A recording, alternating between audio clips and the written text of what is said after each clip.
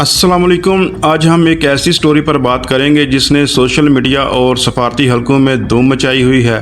पाकिस्तान का डिक्टेटर पाकिस्तान से बाहर जाकर क्या खच्चे मार रहा है, आए इस पर बात करते हैं। आसिम मुनीर ने हाल ही में अमेरिका का दौरा किया और पाकिस्तानी कम्युनिटी से खिताब किया, लेकिन इनके अल्फाज ने बड़े पैमाने पर तनकीद को जन्म दिया है।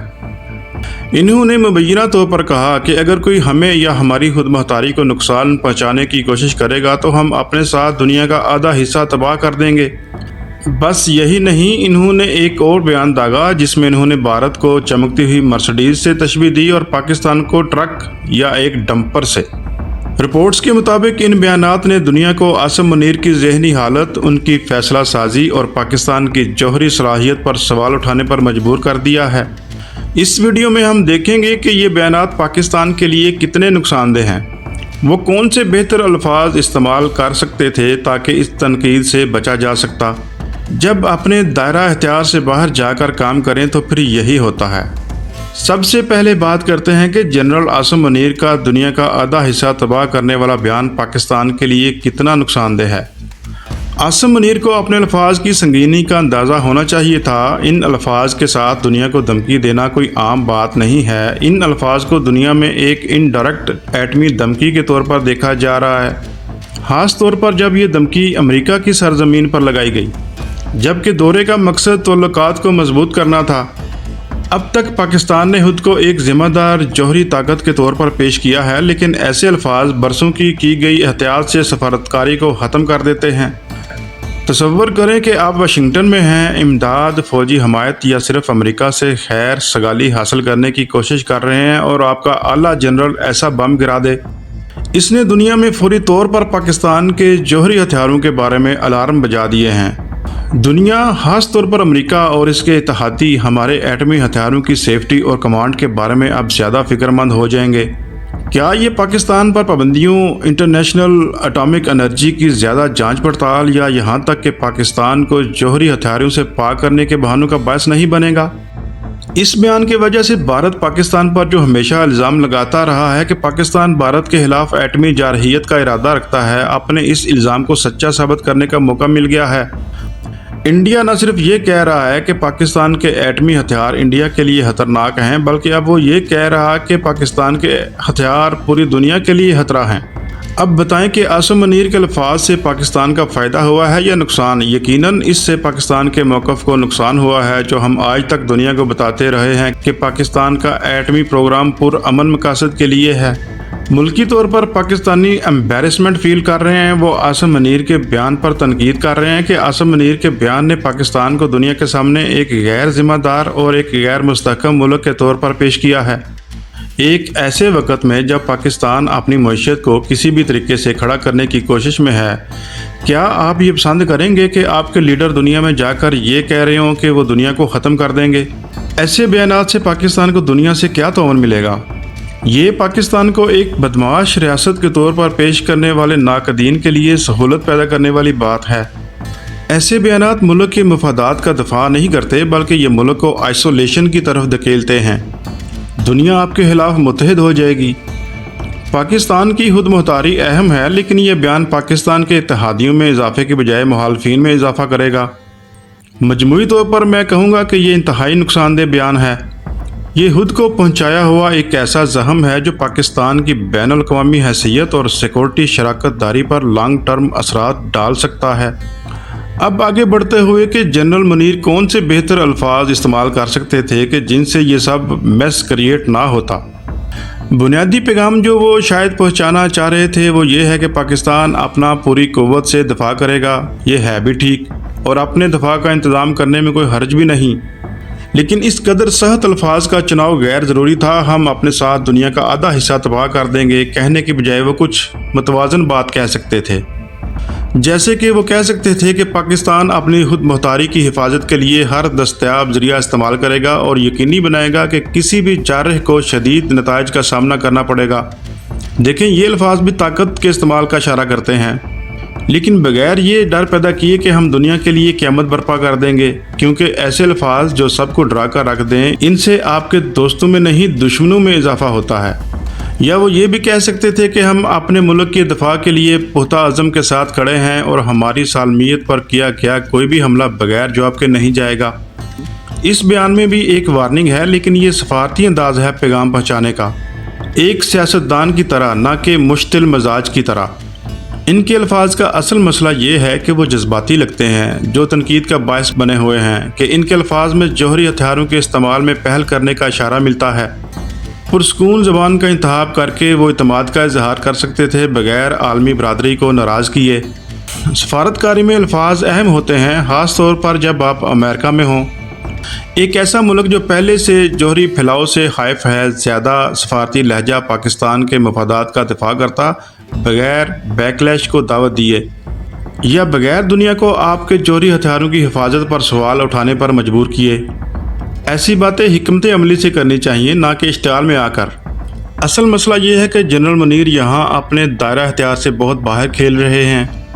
آرمی سٹاف کے چیف کے طور پر ان کا بنیادی کام فوج کی قیادت کرنا ہے، دفاعی آپریشنز کی نگرانی، فوجیوں کی تربیت، مسلح افواج کی تیاری کے ذریعے قومی سیکورٹی کو یقینی بنانا اور فوجی معاملات پر توجہ رکھنا۔ انہیں وزیر اعظم یا وزیر خارجہ کی طرح جہاز اڑا کر ادھر ادھر نہیں نکل جانا چاہیے۔ یہ منتخب سیاسی رہنماؤں، سفارتکاروں اور سول حکومت کا کام ہے، لیکن پاکستان میں سب کچھ دھندلا گیا ہے کہ کس نے کون سا کام کرنا ہے، خاص طور پر موجودہ رجیم کے دور میں۔ وہ غیر ملکی سرزمین پر سلامتی اور بین الاقوامی دھمکیوں کے بارے میں عوامی تقریریں کر رہے ہیں، جو کہ ان کا کام نہیں۔ ملک کے اندر انہوں نے ساری اپوزیشن کو جیل میں ڈال کر سیاسی ماحول میں ایک خلا پیدا کر دیا ہے۔ اب اس خلا کو فوج پورا کرنے کی کوشش کر رہی ہے، یہ ان کا کام نہیں۔ جب فوج سیاسی رہنماؤں کے کرنے والے کام کرنے لگتی ہے تو سرحدوں کی حفاظت اور ملک کے اندر انسداد دہشت گردی جیسے اپنے اصل فوجی فرائض سے توجہ ہٹا بیٹھتی ہے۔ چونکہ عاصم منیر ایک تربیت یافتہ سفارتکار نہیں، وہ ایسے اشتعال انگیز بیانات دے کر سنگین غلطیاں کر رہے ہیں۔ فوج کو مضبوط کرتے، دفاع کو جدید بناتے اور سیاست سے دور رہتے تو پاکستان ایسے نقصانات سے بچ سکتا تھا جو ہم نے خود آج اپنے ہاتھوں سے کیے ہیں۔ امریکہ میں وہ خود کو پاکستان کے ایک سپوکس پرسن کے طور پر پیش کر رہے ہیں، جو کہ بیک فائر کر رہا ہے۔ عاصم منیر پر ہونے والی تنقید بالکل درست ہے، سیاستدانوں کو بات کرنے دیں اور جرنیلوں کو لڑائی سنبھالنے دیں۔ یہ جو کرداروں کو مکس کر دیا گیا ہے، اس سے جمہوریت کمزور ہوتی ہے اور یہ دنیا کے سامنے ملک کو ایک ملٹری اسٹیٹ کے طور پر پیش کرتا ہے، نہ کہ ایک مستحکم جمہوری ملک کے طور پر۔ ملک کے اندر وہ ایک مکمل ڈکٹیٹر کی طرح کام کر رہے ہیں۔ جنرل منیر کا دور ایک ایسا دور ہے جس میں پاکستانیوں پر بدترین سخطیاں کی گئی ہیں تاکہ کوئی اپوزیشن نہ کرے اور خود لمبے عرصے تک حکومت کریں۔ ان کے دور میں اپوزیشن کے ہزاروں حامیوں کو گرفتار کیا گیا، احتجاجوں پر کریک ڈاؤن کیا گیا اور عدلیہ میں ہیر پھیر کر کے اپنے سیاسی مخالفین جیسے کہ عمران خان کو جھوٹے الزامات پر جیل میں رکھا گیا۔ یہ قیادت نہیں، یہ ڈکٹیٹرشپ ہے۔ پاکستان کا آئین ایک سول قیادت والی حکومت کا تصور کرتا ہے، لیکن جنرل منیر کے اثر و رسوخ میں ہر چیز کی ڈوریں فوج کے پاس ہیں۔ فوج تاروں کو کھینچتی ہے، انتخابات، میڈیا اور یہاں تک کہ معیشت کو متاثر کرتی ہے۔ جب آپ اپنے سیاسی مخالفین کو جیل میں ڈالتے ہیں تو آپ ایک مضبوط قوم نہیں بنا رہے، آپ بغاوت اور عدم استحکام پیدا کر رہے ہیں۔ اس بندے کی منافقت دیکھیں، بیرون ملک وہ خود مختاری کی بات کر رہا ہے، لیکن اپنے ملک میں وہ لوگوں کے خود مختاری کے حق کو چھین رہا ہے کہ ان کے منتخب نمائندے حکومت بنا سکیں۔ خود کو زور زبردستی لوگوں پر مسلط کیا ہوا ہے۔ ایسے بندے کی زبان سے آئین، قانون اور خود مختاری کی بات اچھی نہیں لگتی۔ پاکستان میں پاکستانی عام لوگوں اور اپوزیشن کے لیڈروں پر اس کی ڈکٹیٹرشپ ختم نہیں ہوتی اور بیرون ملک جا کر موصوف غیروں کو گلے لگا رہے ہیں، جن کے بارے میں پیغمبر اعظم و آخر کا ارشاد ہے کہ یہ کبھی تمہارے دوست نہیں ہو سکتے۔ یہ کیسا حافظ ہے جو اپنے مسلمان بھائیوں پر تو ظلم ڈالتا ہے اور غیر مسلم کو دوست رکھتا ہے۔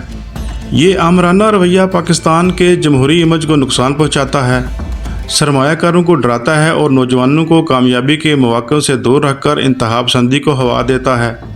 اس سب پر اس جنرل کی باز پرس ہونی چاہیے۔